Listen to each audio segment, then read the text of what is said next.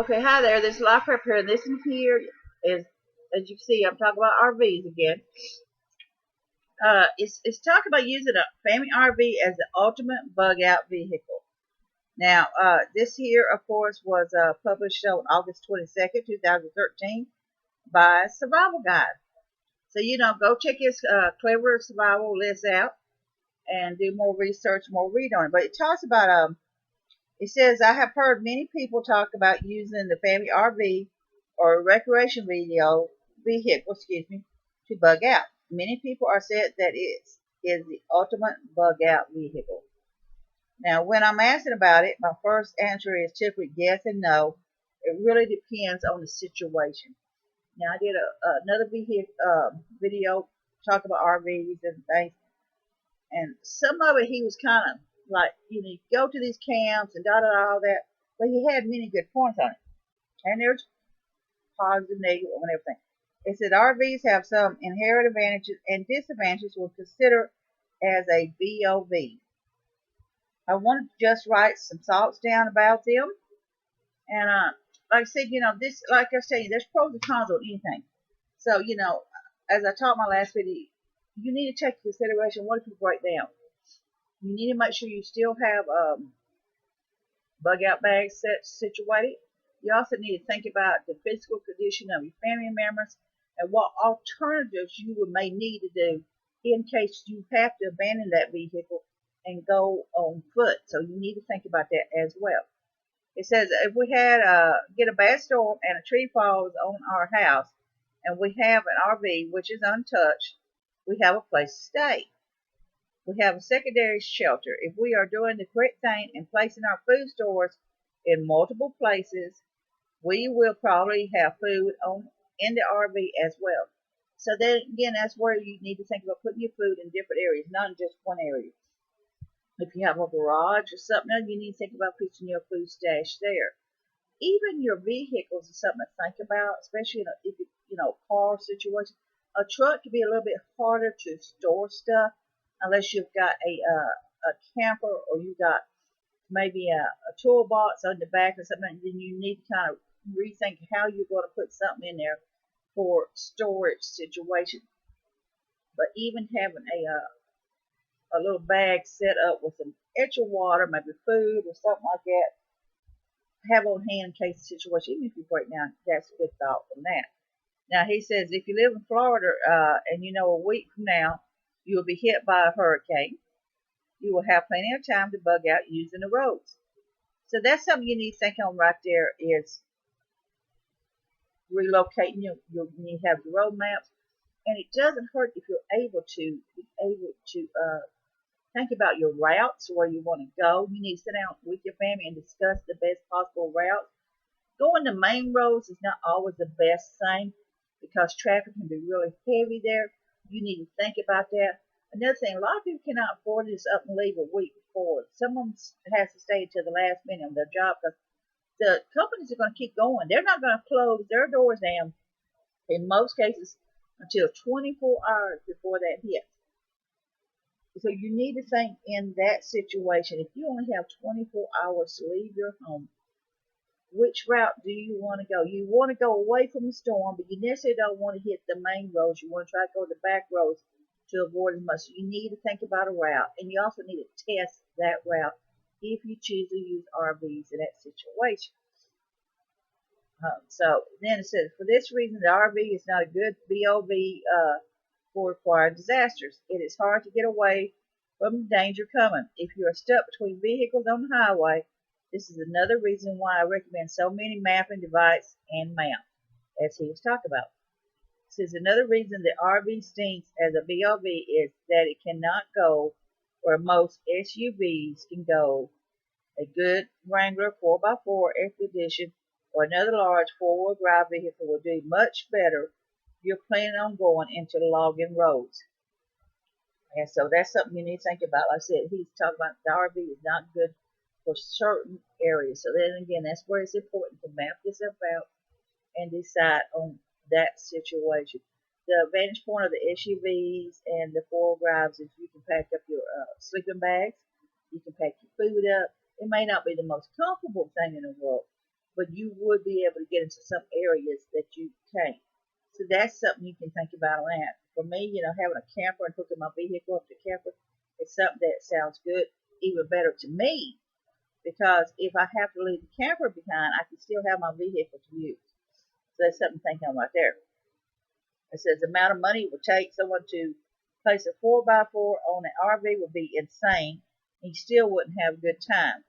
So you see, sometimes you'll see RVs go along and a vehicle stuck behind it, attached to it. So you're burning more gas and it's going to slow you down. So that, it says you need long life touring tires. So you need top quality tires that's going to last for a very long time that you would need in a situation like that. There's something we can do to reduce our chances of getting stuck on a logging road, though. I think the RV should definitely have a provision stored in it that will allow for getting it unstuck. A 2x6 or 2x8 expanded metal or fire bars will be addition. A must-have, which may look funny, would be a high-powered wrench on both front and back. The wrenches should be mounted to the frame. It may not hurt to have side-mounted wrenches for some angular force when needed. So basically, he's talking about this. Another thing you need to think about is get stuck in the mud. Things like cat litter will help you get out of the mud and things in that area. You need to think about things that you can use to put underneath the wheels also, as well as having jacks. Not just a basic little small jack. You need to think about jacks that people use to raise the house things up with. You need to think to have a couple of them and some boards or something to help raise that up, and you can put like rocks or stuff underneath the wheel and get it out. So that's something you need to think about. Then he also talked about it will assume you keeping it maintained, provide water, food, shelter, medicine, sanitation, and even security when compared with other shelters. For this reason, an RV is a perfect BOV. Other roads are clear. So there's advantages to this because you can put your supplies and everything in there, and you have it in that situation. And again, like having extra jacks, looking to before jacks at the weight and thinking that, and having some of them extra long in a situation because it's RV, it's going to have some weight to it. It says there is some insulations in an RV, but not very much. They are very insufficient because they are not designed for human occupation for a primary residence. This being said, many people actually do live in them.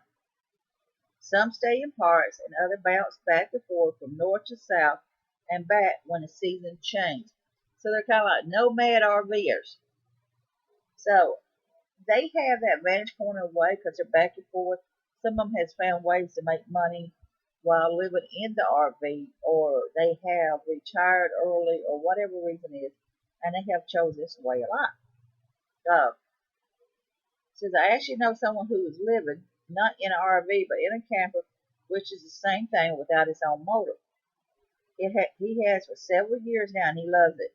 He isn't even staying in a large one; it's actually extremely small. I don't think that life would be for me, but a really nice one. Who knows? So some people enjoy that lifestyle. It's not about huge about the material possessions. They're traveling around or seeing things. So they're going to have that advantage point over a person who just does it on vacation because they know where to go in these places in a situation like something like that would happen in a bug out situation. Many RVs have basic utilities that are provided by the engine power and have a means to plug them into a power outlet somewhere, of course, and living in a home that is designed to steal electricity when it comes down to it with a built-in generator. It says I don't own an RV, but would like to have one for camping. If I had it for camping, I would most certainly stock it up like a bug-out vehicle. So that's something you need to think on. Most people when they have them, they don't really stock them up. They're just more for travel. You might see them. They'll spend good money buying these RVs, and they might travel twice a year, once a year, and it sits there for most of the time. Because a lot of them don't have a lot of miles on them. It says you are going to be stressful situation if you need to bug out. If your RV is tiny and uncomfortable, you are going to be further stressed. Don't add undue stress if you can help it. Another thing, don't break your bank to get uh, the perfect RV either. It says it is important to be financially stable and not make hasty purchases on something like an RV. Again, for me, I look at the campers and backing up and hooking my vehicle to the camper. That's from my objective. I would be more comfortable with in a situation like that.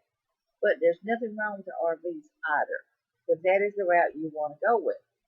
There is some source of give and take. It is perfect in some aspects and poor in others. It is really up to each and every individual to decide. We have to weigh the options and realize the fact that we may have to leave it behind if something horrified truly happens and we get it stuck in traffic or on a muddy road somewhere. And that's again something you need to have as your backup plan. If you're able to if you do motorcycles, if you're able to maybe, if there's two of you and you're able to attach your motorcycle to the back somehow, or even bicycles. Maybe you're able to put some bicycles on your camper in situations if you have to. The bicycles are not foolproof, neither is motorcycle, but the thing is, it will get you some distance if you need to. And then again, like I said, you need to think about your family situation, what you would have to do in moving them in that situation. To the fact is, do you have to have a wheel, like, got small children? Do you need something to pull them in that? And I'm not necessarily talking about a stroller situation. I'm talking about something that you can have made or you can make yourself that can be collapsible and folded up and spread out where you can carry someone in that situation and pull them along with you. Things in that area. I talk a lot about handicapped people and limits because in truth, we need to be able to do all that as well. It says if you like more, do the easiest things, and then someone subscribe. So we're going to go about that. But this is it says this Ken Jensen is American ex-military patriot talk about. But here he is. He's really kind of, that's another thing. He's talking about getting an RV, but he doesn't own one. The other article I had was a guy who did own one, and he's talking about going to the parts and things like that.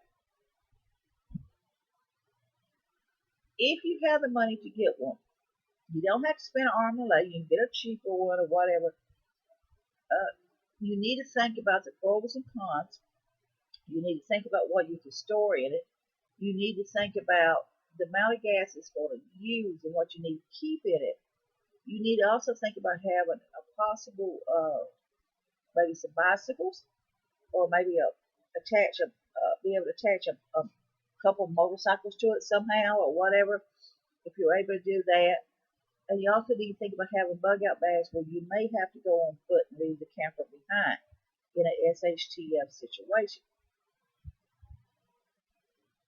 And you need to think about staying off the main roads, but you also need to be able to take your RV on the roads if you can take them on, and be careful about what back roads you do go on, because you could end up thoroughly stuck in that situation and be run off the road on any of that thing. Will it make a difference? Traveling by foot with a family can slow you down, depends on the situation. But having the RV where you could easily, in a matter of minutes or hours or whatever, say roughly an hour drive on the back roads, you could probably get about 30 miles and travel at roughly an hour drive, okay? If you're walking, that 30 miles could easily take you 3 days to get there. Easily. In a shtf situation, because you're going to have to stop, you're going to have to rest, you're going to have to get food, and a situation. So you need to think on both ways on this here. So there's pros and there's cons on it. If you are going to turn your RV into a bug out, you need to think about having things, extra stuff. You need to make sure you got your medical supplies. You need to stock up on extra first aid supplies. You need to stock up on extra goods. And I'm talking about also dry goods too that you can use in a situation. I'm not talking about just canned goods. I'm also talking about dry goods as well. Extra water, you need to have a filter system set up for your water where you're going to have to collect rainwater or collect water from the creeks or whatever. You need to think on that or filtering that out. You need to look at those options. You need water purifier tablets also in the situation.